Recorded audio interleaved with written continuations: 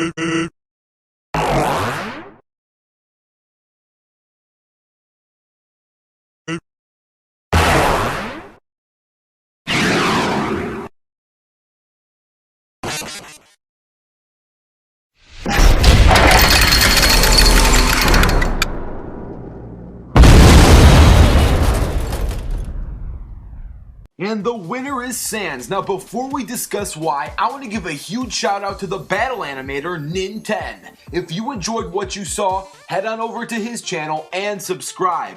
And now let's discuss why Sans beats Steven. And this is actually a very close battle. One of the closest Sans fights to date.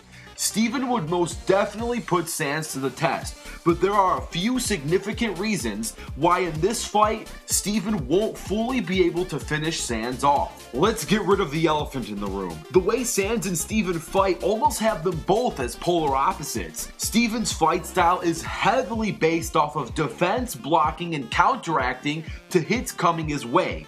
Sans' fighting style is heavily based off of offense, bone throwing, gaster blasting, and dodging. Even their mental approach to fighting is opposite. Steven is a peace lover who would rather talk things out than fight.